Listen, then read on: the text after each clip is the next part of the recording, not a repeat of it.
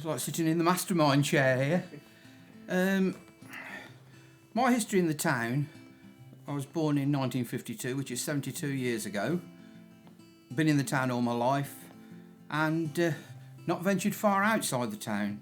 Married 50 years ago, imported Carol from Camp Hill, and equally she enjoys the town.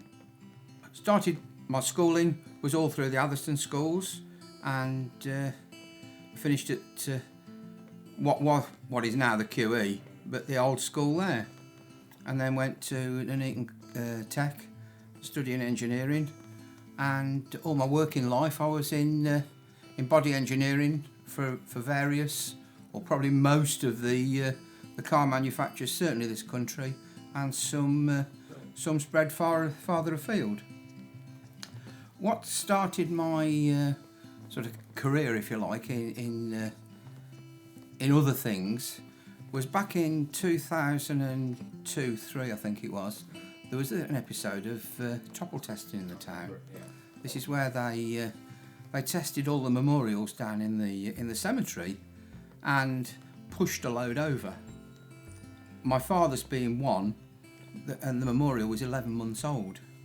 So it sort of raised the hairs on the back of my neck that we could do something about it. It was a machine, and the test was pushed 35 kilos at 1 metre from the ground level.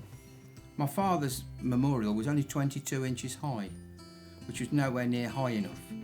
So using my engineering and colleagues being able to do more in-depth studies, we proved out that certainly on my father's, the load that was put on it to break it was somewhere in the region of 900 kilos at the failure point, which, you know, as I say, made the hair stand up on the back of my neck, and I was going to do something.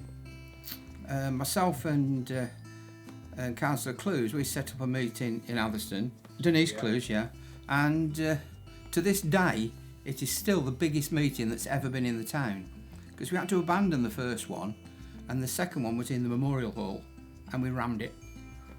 And being the sort of showman that I am, I took a pair of bathroom scales to demonstrate what the tests were, and it showed how severe the tests were, and subsequently why there was over 500 memorials laid down.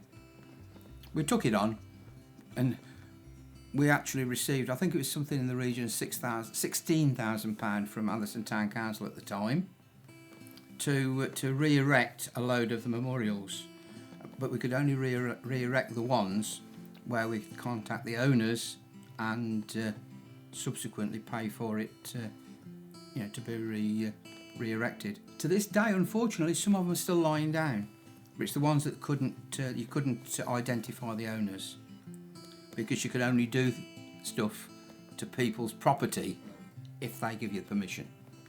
I think we raised the best part of 400 or 500, and we struck a deal with the local memorial masons, and they did it en bloc for us and raised a lot of them back up. That really started me on the council route then, because we made enough, myself and Councillor Denise Clues, we made enough noise that I think the town council said you're better on our side than not. And there's a couple of co-options, and both of us were co-opted onto town council, at which I was on for, I didn't stand last time, I was on for 18 years, and enjoyed doing it, enjoyed helping people, and it's all based around the town, that you're doing for the town what the town needs. And in 2005 to 2010, 6-year period, I actually chaired Dickens, which I enjoyed doing, and in them days it was probably a bit easier than it is now, because of other things that have changed. While I was doing that, we were looking at a fundraising event, and somebody said to me, well, we don't use the market square enough. And one of the things I thought, I like doodling on a sheet of paper, and I thought, I'll sketch the square out. I thought, okay, get a 40-foot lorry trailer, stick it at the top. That's your stage. stick a disco or something on there,